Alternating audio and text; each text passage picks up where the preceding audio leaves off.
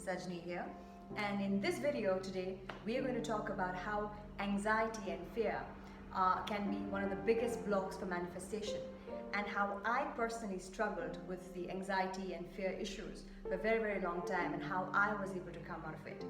So stick around till the end of the video, because we are going to discover one powerful solution, how to dissolve your fear and anxiety once and for all.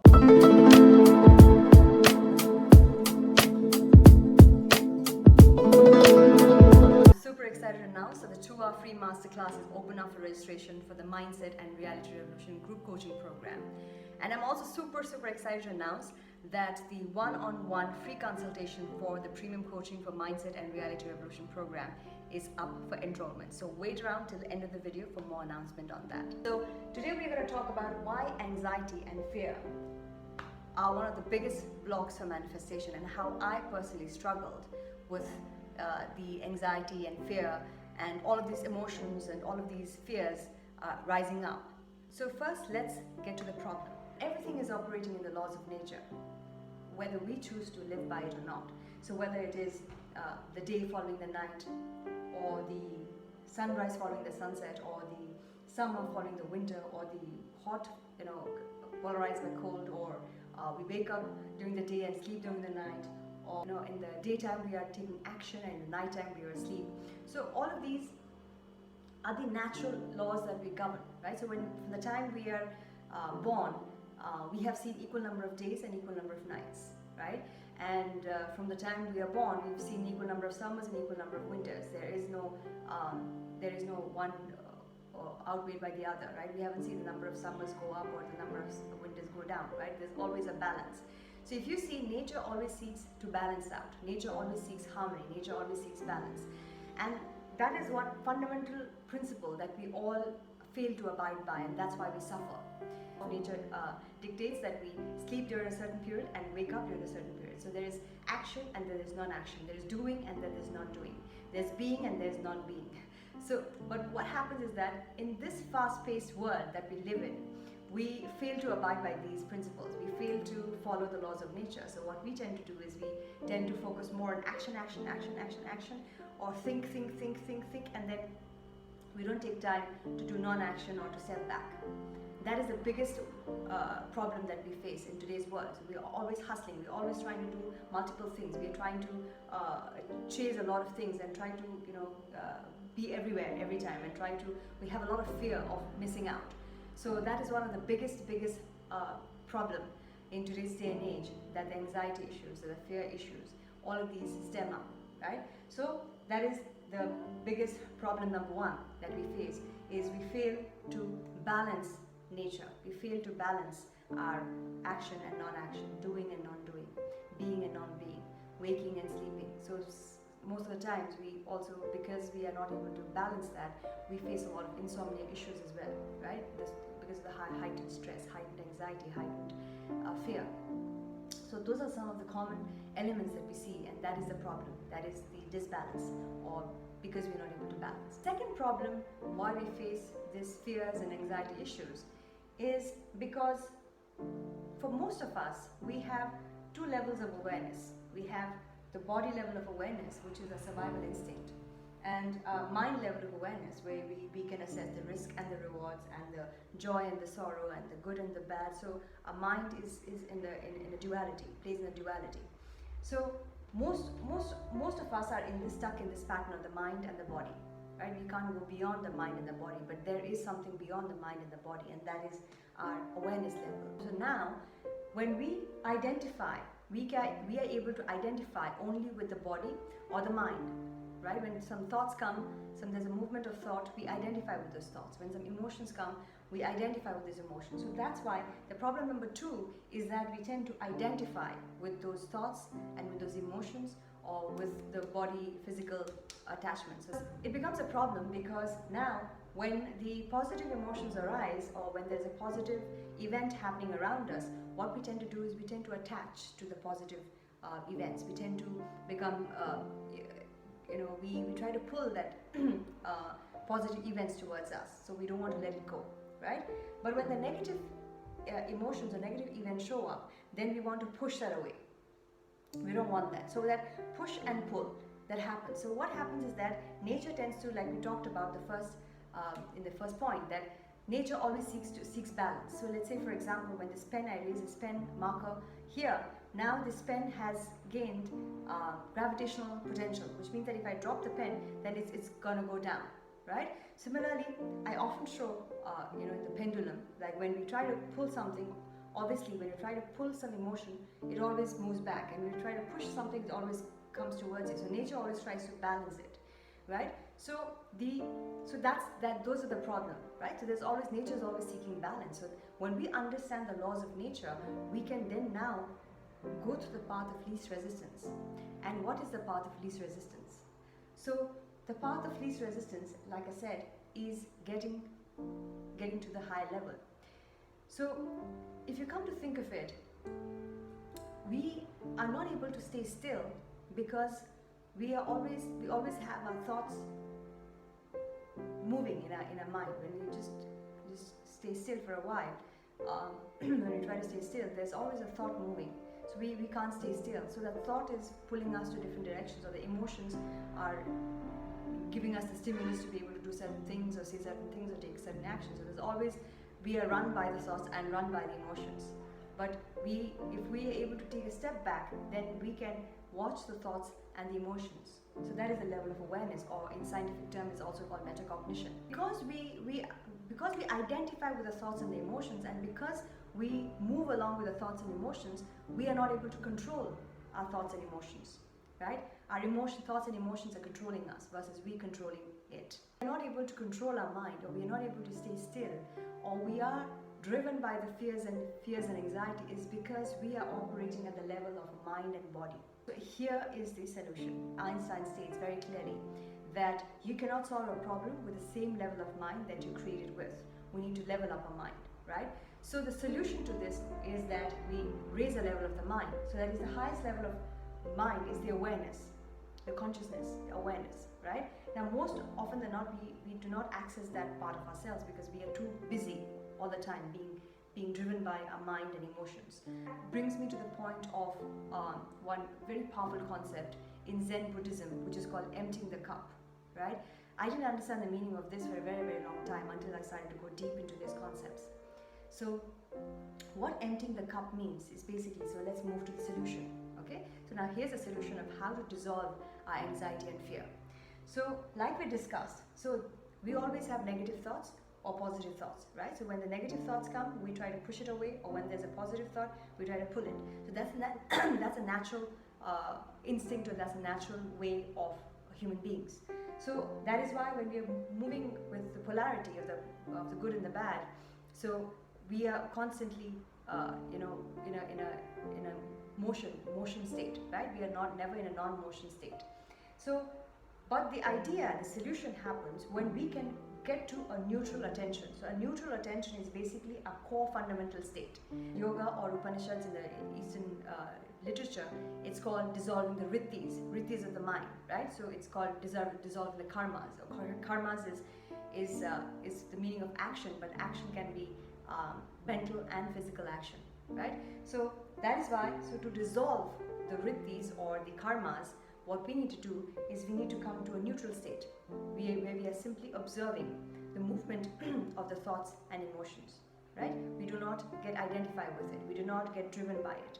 We just let it flow like a flow state, right? We just remain in a flow state and let it flow. We do not give any charge to any of the emotions. When we are in that neutral state, or the neutral attention state, where we are just letting the thoughts and the emotions pass by as if it's just some ship sailing in the ocean, or some clouds just passing by, right? So when the clouds pass by, you're just simply observing. You don't stick to the cloud, or you don't get hung to it. So we just let it pass. So that is called the state of flow. So you're in the flow state where you're just letting it pass. Now there is one powerful formula that I share is called non-jar. Now what does non-jar basically mean? Is non-jar, Jar, is J for judgment, non-judgment, non-attachment, and non-resistant, right? So when we are in that neutral state, we neither judge any of those clouds or those thoughts, okay? Neither do we attach to those thoughts, neither do we resist those thoughts. We just let it pass. Okay, if you're observing that in your body, if you feel some tightening of your belly or tightening of your hands or fist, or if you feel any stress in your body, just relax yourself at those points when you experience those fears and when you experience those anxieties. Just let it pass. So when you practice this for long enough, okay, it becomes a second nature. Then you naturally become in that neutral state zone where you are not attaching to anything, or you're not judging anything, or you're becoming absolutely non-resistant to anything. And that's how you can dissolve your karmas, or you can dissolve your riddhis, or you can dissolve your negative emotions. Emotions or thoughts that are coming are from your past karmas, right? So now you want to be able to dissolve all that, and then slowly also start now activating of what thoughts and feelings that you want to fire and wire together, what new intention that you want to set for yourself to be able to manifest. So that is a step 2. And this exercise not only helps you, dissolve your fears and anxiety, but it also helps you to heighten your focus, heighten your memory, heighten your productivity, heighten your efficiency. Because now what you're doing is basically you're separating the wheat from the chaff, you're separating the noise from the signal. So your clarity goes up, right? When your clarity goes up, now you can now choose to think what you want to think and what you want to manifest. Let me just touch upon the concept of emptying the cup, right? So this epiphany just came upon me just recently, that emptying the cup is basically that every morning the Zen Buddhism practices emptying the cup is basically they go into silence and they go into the neutral state. Is basically every time we go into something, when we go to do some action or in a day-to-day activity, especially in this day and age of a busy life, what we tend to do is we tend to hold on to a lot of desires, hold on to a lot of emotions, hold on to a lot of things, right? Because there's so many activities that happen during the day. But the idea of emptying the cup is just to letting go of those emotions, letting go of resentments, letting go of anger, letting go of the fear. So the more we practice this, the more free, the more lighter you feel, right? So emptying the cup is emptying all those emotions, all those baggages that you have, freeing yourself, and your spirit becomes free. When you become free, your mind automatically elevates to a high level. When your mind elevates to a high level, you're able to automatically, gain the insights, gain ideas, do things that you intend to, and therefore it sharpens your manifestation. Okay? Now I want to share this book, the Tao Te Ching. Okay, this book is Tao Te Ching is written by a Chinese monk. Okay, Lao Tzu. Okay, I'm sure you have heard of this book, right?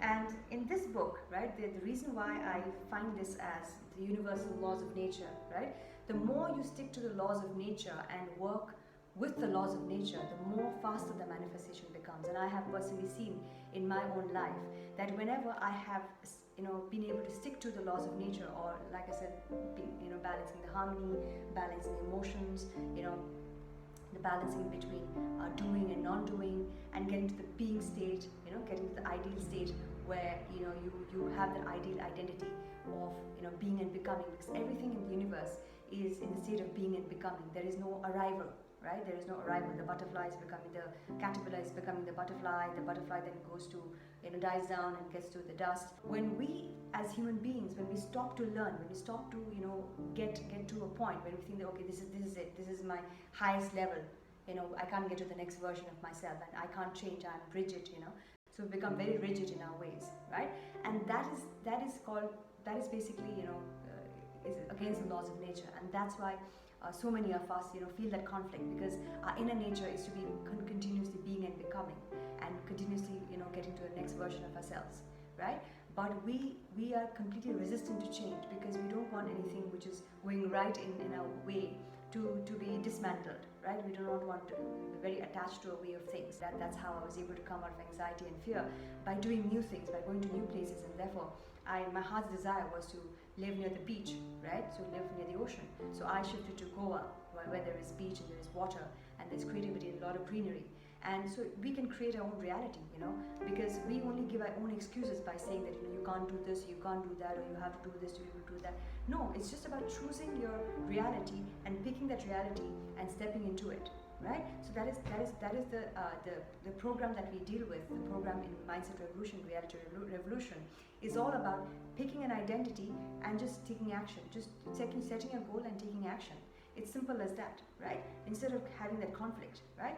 And when you stick to your heart's desire and you take action on the things that you want, your conflict naturally dies down, because that is what your heart desired. It's just your head saying that no, you can't do this, or you're not worth doing that, right? We stop ourselves, right?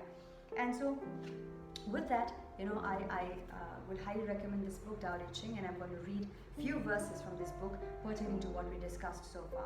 Verse 4 says, so now the Tao, so let's explain the meaning of Tao first. So Tao Te Ching means the book of the way, or it's like the Tao basically is awareness or nothingness or the universal consciousness, basically we can say, right? So whenever I refer to Tao, Tao means awareness, right? Eternal awareness. So the Tao is like a well, used but never used up. It is like the eternal void filled with infinite possibilities. It is hidden but always present. I don't know who gave birth to it. It is older than God. Fill your bowl to the brim and it will spill. Keep sharpening your knife and it will blunt. Chase after money and security and your heart will never unclench. Care about people's approval and you will always be their prisoner.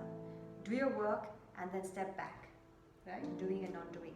The only path to serenity. Verse 10. Can you coax your mind from its wandering and keep to the original oneness? Can you step back from your own mind and thus understand all things? Do you have the patience to wait till your mud settles and the water is clear? Can you remain unmoving till the right action arises by itself? Right? So the book is a very powerful universal principles, and it's personally been a very, very great, powerful, insightful read for me. And it's like you can read this in one afternoon, but this can go on. You can keep exploring, digging into every sentence, and it becomes, you can read for life, experience for life, right? So the reason why I wanted to read this is basically, it's about, in this day and age of hustle and chase, we fail to understand that to the mind that is still, the whole universe surrenders, the whole universe opens up, right? And what we tend to do is we just tend to, kind of like do the opposite of doing, action. So my whole idea of getting to this program, or getting to making this channel and doing this, is basically to just give you a little bit of a different insight into how, it can be far more better, 10, 100-fold better, if we can step back and still our minds and still our beingness. And when we do that, we can elevate or do things more in more elevated way, right? And we can get results more better, more efficiency, more productivity, more power, more manifestation, right? Because the manifestation is basically the unmanifest. Okay, the unmanifest is the invisible. Doesn't mean we cannot see the invisible is not there. It's always there, right? You know it, right? It's just that you need to tap into it. So when we start to go into that reflection or that quietness or stillness, then we have the unmanifest. We can experience the unmanifest only with our awareness. We can't do it with our senses, right? The manifestation, we believe in it and we so cling to it is because we can see with our senses, we can feel with our senses, and that's why we believe in the manifestation more. But the manifestation comes from the unmanifest. That's what we fail to realize. So the realization here that I wanted to give is basically that we need to balance doing and not doing, being and not being, action, non-action, and stillness and motion, right? So when we are still, then we can let our activities of our emotions and our turmoil pass, and then we can choose what thoughts and action to do to be able to manifest. Okay, so with that I conclude the video. I sincerely hope this was helpful. So let's do a quick recap of what we've discussed so far. Okay, so we've discussed that the anxiety and fear, okay, are the biggest blocks of manifestation, and we discussed that the problem number one is because nature is always wanting to balance out things, right? Night, day, hot, cold, waking time, sleeping time. So nature is always in a moment of balancing things, right? But what we tend to do is we tend to push our envelope into one area, right? Either we work, and then we fall sick, and then we rest, or we kind of think, we don't kind of like step back and be still. So I think it's like the problem is where we kind of like get into too much of unbalancing our life, right? There's harmony into all areas of our life. So that is problem number one. Problem number two is when we identify with the level of our body and our mind. Our awareness sticks to just the body and the mind, where we identify with our thoughts and identify with the emotions. So thoughts come from the mind, and the emotions we feel in the body. So that's the level of awareness we have. But like Einstein said, we need to elevate a level of awareness to be able to solve a problem, or to be able to manifest for our lives, or to create the reality that we want. We get to the higher awareness, a higher level of awareness, clarity, right? So that is the neutral attention, or the core fundamental state of our being, which dissolves all the anxiety and fear. And so we give at least 15 minutes to half an hour in a day, at least morning and evening if you can, to dissolve those vrittis, or dissolve those turmoils inside of us, right? When we do that, what happens is that we get to a state where we are in a flow state. When we are in the flow state, we're able to practice. You can practice non-judge, which is non-judgment. You don't judge those. Non-attachment, you don't attach to any of those emotions. And non-resistant, you're not resistant to any of those, right? So you let it pass as it comes. You're just in the flow state of just letting it go. And when that happens, you develop a mind to be able to develop metacognition, higher metacognition, which you're able to then choose your thoughts, choose your emotions, choose your actions. So when you get to do your actions and choose to do your manifestation and choose your reality, your mind does not hinder you, because you have trained it well. I really thank you, and I hope this was helpful for you. So if you're new to the channel, do not forget to like, comment, subscribe, and hit the little bell icon so that you can be notified every time I put up a new video. I'm super excited to announce a 2-hour free masterclass for the Mindset and Reality Revolution program for the group coaching is open up for registration. And what the Mindset and Reality Revolution program really is it's one of the highest paradigm of manifestation. So there are 3 paradigms of manifestation, which is the having, the doing, and the being. So if we get to the being state, or in quantum physics it's also called the identity shifting, because everything is in the state of being and becoming. So when we embody the state of beingness, then naturally the having and the doing falls into place. What I realized in my years of understanding and practicing and manifesting and studying neuroscience and quantum physics, what I understood was that it's never about the techniques, because technique is just the doing paradigm, or wanting to having paradigm, because the more you're wanting to have or want or get, the more you're stuck into that loop. The idea is to elevate into that awareness, or the beingness state, where things start to fall into place, your ideas start to come, things start to manifest for you effortlessly, right? Because we learn the principles, or we learn to work with the laws of nature, where we go through the path of least resistance. We understand the universal principles of balancing, of being and doing, action and non-action, effort and surrender. So these are some of the powerful principles which we include in the program that can help you boost your manifestation, boost your awareness, boost your clarity, boost your productivity. So things start to open up for you. And so the Mindset and the Reality Revolution program is designed in such a way that it helps you to elevate to that state, ideal state, or the being state that you envision to become, and therefore you effortlessly attract the things that you want to do or have. I'm also super excited to announce that I started the one-to-one interaction for the premium coaching for the Mindset and Reality Revolution program. And so the enrollment link, I'll leave it in the description and in my Instagram bio. So both the links are there. So I can't wait to have an interaction with you and see how we can work together. So I hope to see you there, and thank you so much for watching. Until next time.